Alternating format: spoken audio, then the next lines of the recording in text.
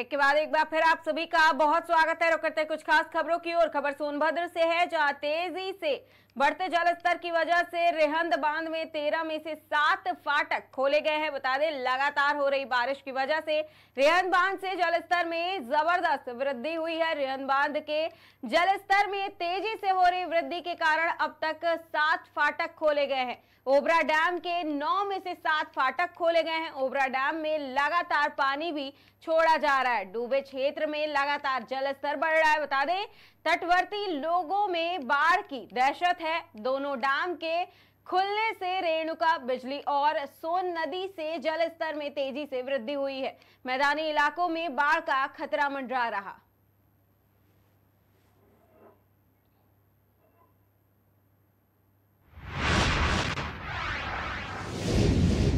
रुक करते हैं अगली खबर की ओर। ये खबर भी मध्य प्रदेश के बालाघाट से है, जहां शहर के विभिन्न सरकारी विभागों में कभी भी अंधेरा छा सकता है। दरअसल विभिन्न सरकारी विभागों में बिजली विभाग का करीब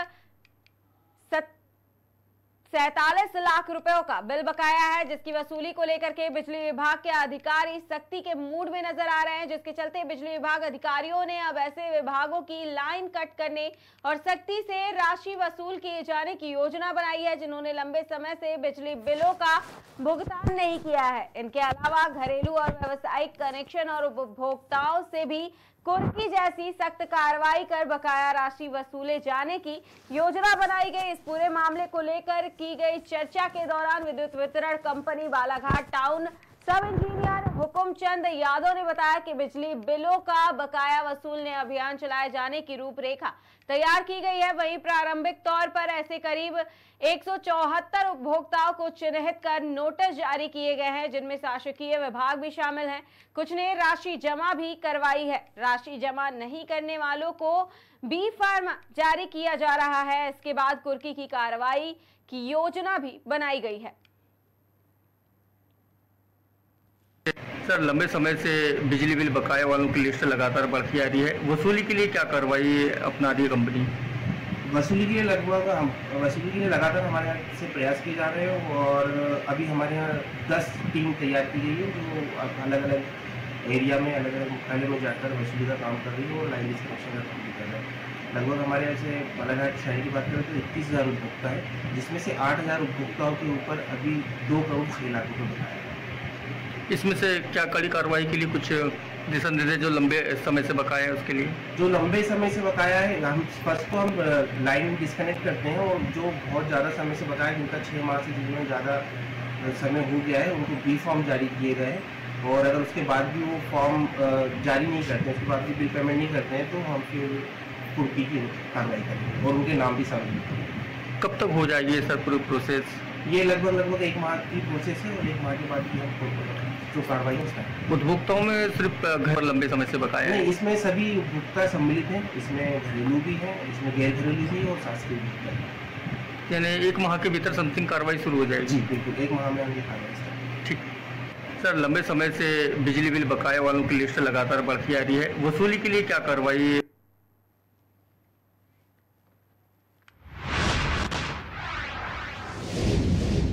रुक करते हैं अगली खबर की ओर। ये खबर लखनऊ से है, जहां डीसीपी नॉर्थ द्वारा प्रेस वार्ता की गई है, जहां मीडिया को संबोधित करते हुए उन्होंने बताया कि मड़ियाव थाना क्षेत्र के अंतर्गत बैटरी रिक्शा चोरी करने वाले 2 लोगों को पकड़ा गया है और इनके द्वारा बैटरी रिक्शा चोरी कर बैटरी को अलग अलग बेचा जाता था। अब इस मामले पर आगे की कार्रवाई जारी है। दिनांक 28/8/2024 को थाना मड़ियाव का टीम द्वारा एक अच्छा काम किया गया है। लगातार लखनऊ में ई रिक्शा चोरी करने वाला एक गिरोह का 2 सदस्यों को गिरफ्तार किया गया है। मुखबिर खास सूचना पर पुलिस टीम मड़ियाव द्वारा मड़ियाव पुल के नीचे से इन दोनों को गिरफ्तार भी किया गया और इनका कब्जे से 5 ई रिक्शा, 6 ई रिक्शा का बैटरी एवं 1 चोरी का मोटरसाइकिल भी बरामद किया गया है। गिरफ्तार किया गया अभियुक्तों का पहचान ऐसा है: सतीश पुत्र रामलाल 19 वर्ष निवासी जानकीपुरम लखनऊ, सुभाष पुत्र भदई गुप्ता निवासी अकबरपुर थाना लहरपुर जनपद सीतापुर जो 21 वर्ष है। दोनों अभियुक्त पहले भी जेल जा चुका है और दोनों की पोसेशन से 5 ई रिक्शा और 6 ई रिक्शा का बैटरी बरामद किया गया है। पूछने पर इनके द्वारा ये बताया गया है कि इनका काम करने का इनका मॉडस ऑपरेंडी, जो क्राइम का मॉडस ऑपरेंडी ऐसे है कि ये किराए पे ई रिक्शा चलाता था और जहाँ पे ई रिक्शा मिलता था जिसका ड्राइवर सतर्क नहीं था, उनके बगल में गाड़ी खड़ी करके आराम से वो गाड़ी चोरी करता था। और अगर ई रिक्शा ठीक ठाक हालत में है, मतलब गुड कंडीशन में है, तो पूरा ई रिक्शा बेच देता था, या नहीं तो उन्होंने इनका ई रिक्शा निकाल के वो ई रिक्शा का बैटरी निकाल के वो बेचता था। तो एक अच्छा गिरोह है और विगत 1-2 महीने के अंदर ये दूसरा ई रिक्शा वाला गैंग है जो नॉर्थ जोन पुलिस द्वारा न्यायिक हिरासत में भेजा जा रहा है। सर 5 ई रिक्शे बरामद हुए हैं, अब तक ये कितने बेच चुके हैं? इस विषय पर गहराई से जांच किया जा रहा है। जो अभी मुलजिमों से जो बरामद किया गया गाड़ी है वही हम लोग अभी हमारा पुलिस कस्टडी में लिया गया है। इसके अलावा बहुत जगह पे अगर ये किया है और जगहों पे, अन्य जगहों पे ये चोरी किया है नहीं किया है, ये जांच का विषय है। एक दूसरा विषय जो हम लोग देख रहे हैं कि ये कैसे ई रिक्शा का बैटरी ये बेचता था, कि जो खासतौर से ये देखने क्या आ रहा है कि कोई दूसरा ई रिक्शा वालों को बेचता था या कोई दुकानदार को बेचता था। ऐसे अभी तक जो पूछताछ में ये सामने नहीं आया कि एक पर्टिकुलर पर्सन है जो चोरी का बैटरी बेच रहा था। तो हम ये भी कोशिश कर रहे हैं कि क्या ऐसे इनके गिरोह में एक व्यक्ति है जो बैटरी बेचने का मदद करता था। इस गिरोह में एक और अभियुक्त का गिरफ्तारी शेष है जिसका पहचान हुआ है। अभी हम लोग उसका पहचान पब्लिक नहीं करा रहा है। उस प्रस्तुत व्यक्ति की गिरफ्तारी के लिए भी पुलिस टीम को ड्यूटी दिया गया है और जल्दी उनको भी गिरफ्तार कर न्यायिक हिरासत में भेजा जाएगा। रिक्शे थे, ये कहां पर इन लोगों ने रखे थे? अगर किसी मकान पर रखे थे तो क्या मकान मालिक को इस मामले में जानकारी थी? अब जहां से हम लोगों को ये रिक्शा बरामद किया गया वो मडियाओं पुल की आसपास जगह से मिला है। ये मुखबिर का हमारा सूचना यही था कि सर ये इतना ई रिक्शा चोरी किया है और इकट्ठा बेचने के लिए कोशिश कर रहे हैं। तो उसका कोशिश के दौरान ही उनको हम लोग गिरफ्तार किया गया। क्या उसमें जो स्टैंड संचालक, वहाँ पर कई बार देखे जाते हैं स्टैंड संचालक जो है वो इसमें संलिप्त रहते हैं, क्या स्टैंड के बीच में इन्होंने छुपा करके रखा हुआ था? नहीं, इसमें तो ऐसे कोई सूचना नहीं आया हम लोगों के पास। जैसे मैंने बताया इसमें और विवेचना जारी है। दिनांक 28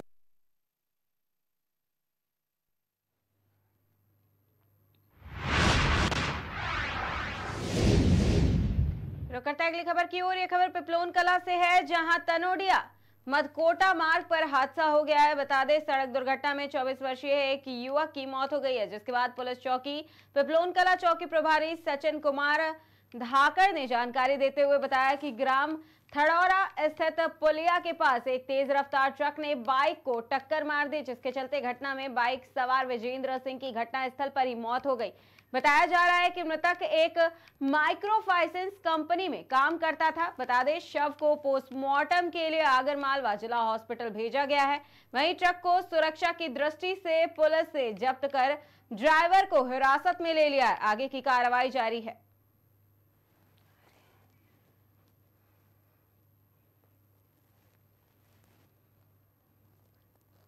घटना हुई है ट्रक से, क्या मामला है पूरा? उसमें सुबह 7 बजे करीबन सूचना आई थी कि थड़ौदा गांव में पुलिया के पास जी एक ट्रक चालक ने अपने ट्रक से एक मोटरसाइकिल सवार को टक्कर मार दी है जी। तो तत्काल घटनास्थल पर पहुंचे। वहां पर जाकर देखा तो उसकी जो पहचान विजेंद्र सिंह पिता विक्रम सिंह निवासी ढाबला पिपलोन के रूप में हुई जी। जो रोड पर घायल अवस्था में था जी। तत्काल उसे हॉस्पिटल भिजवाया, वहाँ जहाँ पर डॉक्टरों ने उसको मृत घोषित कर दिया। ट्रक के चालक ने तेज और लापरवाही पूर्वक टक्कर मार दी, जिससे वो गिर गया था और गिरने से उसकी जो है मृत्यु हो गई। सर ट्रक आपने कब्जे में ले लिया? ट्रक कब्जे में ले लिया है और ट्रक चालक दोनों टक्कर कर दिए।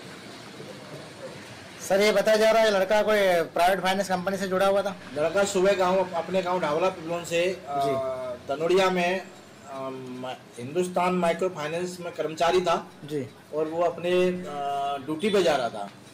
उसी दौरान ये दुर्घटना हुई? उसी दौरान ये पुलिया के पास थड़ौदा गांव में एक घटना घटित हुई। सर आपका नाम क्या है? प्रधान आरक्षक भुवनेश श्रीवास, चौकी पिपलोन कला, जिला आगरमालवा। घटना हुई है ट्रक से, क्या मामला?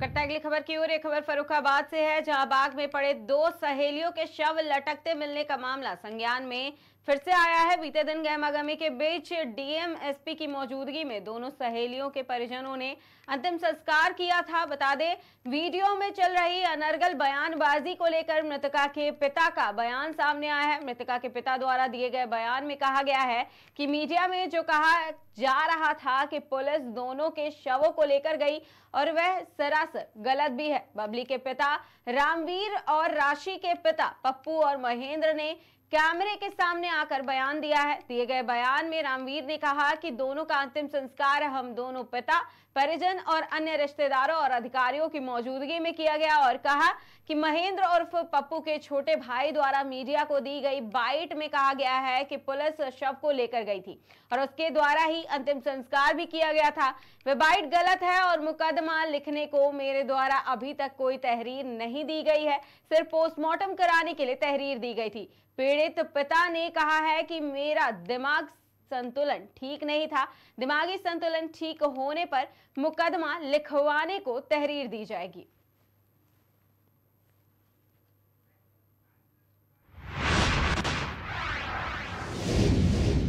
रुक करते अगली खबर की ओर। यह खबर छिंदवाड़ा से है, जहां परासिया ग्राम पंचायत गोड़ी अम्बाड़ा में श्री कृष्ण जन्माष्टमी के अवसर पर मोहन कालरी अम्बाड़ा विशाल मेले का आयोजन किया गया। इस दौरान 44 सालों से कुश्ती का आयोजन किया जाता है।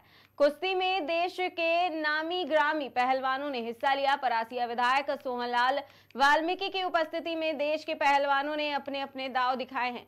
ग्रामवासियों के द्वारा आयोजित इस विशाल इनामी दंगल में क्षेत्रवासियों के द्वारा पहलवानों का भारी संख्या में उपस्थित होकर उत्साहवर्धन किया गया। इस दौरान इंदौर के विजय भाटिया पहलवान ने हरियाणा के मंजीत पहलवान को पराजित कर प्रथम स्थान प्राप्त किया। कार्यक्रम में मुख्य अतिथि परासिया विधायक सोहनलाल वाल्मीकि, परासिया जनपद उपाध्यक्ष सहित क्षेत्र के जनप्रतिनिधि उपस्थित रहे।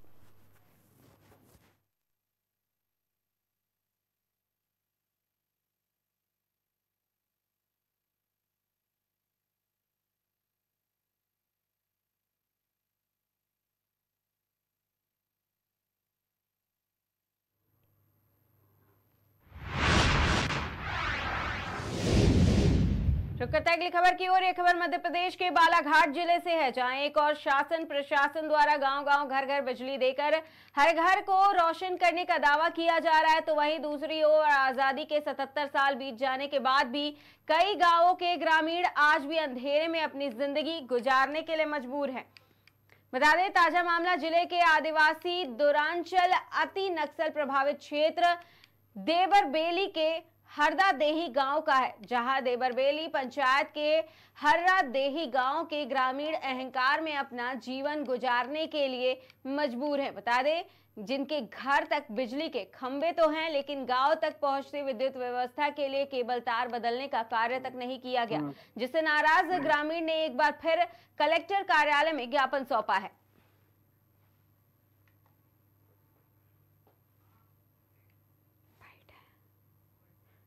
भैया योगी जी कहाँ से हैं? अच्छा, भैया क्षेत्र अच्छा, लांजी क्षेत्र। क्या समस्या लेके आए थे? लाइट की समस्या को लेके आए थे हम लोग। एक समय गिरीश कुमार मिश्रा जी थे कलेक्टर, उन्होंने हमारे गांव का भ्रमण किए थे और वहाँ की लाइट की स्वीकृत करवाए थे 12,57,000 ₹60 ऐसा कुछ चिल्लर पैसे का था। वो स्वीकृत राशि आज तक नहीं डली है और अभी आए हैं हम लोग तो बोल रहे हैं कि ये TS एस्टिमेट वगैरह जो भी है ये निरस्त हो गए हैं। अभी गांव में लाइट है कि नहीं? अभी गांव में लाइट तो नहीं है फिलहाल में। तो सब कैसे कर रहे हैं फिर? जिंदगी कैसे गुजर रही है? हम लोग कलेक्टर साहब से मिलने के लिए आए थे, एक आवेदन देने के लिए। कलेक्टर साहब अभी हमको नहीं मिले हैं, अभी आवेदन देंगे हम लोग। जनसुनवाई में भी आए थे हम लोग। जैसे गांव में लाइट नहीं है, कितने गांव में कितने लोग हैं निवासरत और क्या परेशानी जा रही है? गाँव में कम से कम 60-70 घर है, 200 की आबादी होगी। हाँ, तो बगैर लाइट की कैसे जिंदगी गुजार रहे हैं? क्या दिक्कतें आ रही हैं?